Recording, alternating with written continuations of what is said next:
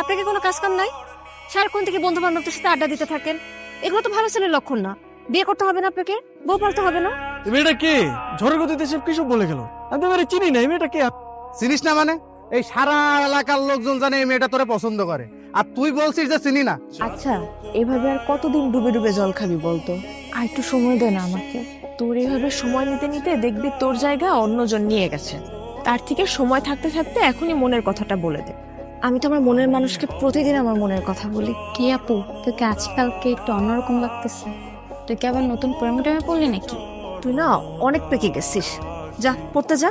শোন, আজকে কিন্তু তোকে চিঠিটা দিতেই হবে, কোনোভাবেই মিস করা যাবে না।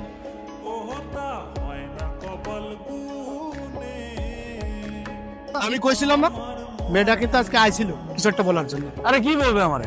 এদিক দিয়ে হয়তো যাচ্ছিল, অট্টকল দেখার আগে নেই। আমি শিওর, শুধু শিওর না, অভার শিওর ওই মেয়ে তোকে কিছু বলতে আসছে। কোনো মেয়ে আছে নাকি তোর পছন্দের?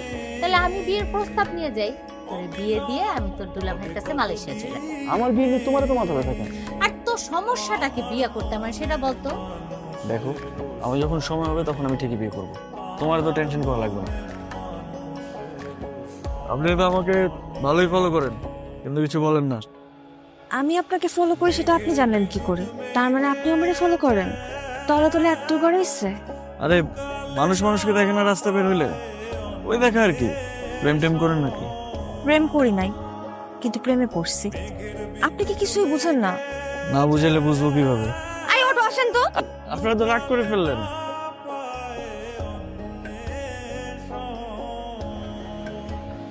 মামা, আপনি না বললেন জেরিন লেখাপড়া নিয়ে ব্যস্ত, এখন বিয়ে দিবেন না, কিন্তু জেরিন কোথায় লেখাপড়া করে এটা কি আপনি জানেন? এটা কেমন প্রশ্ন রকি?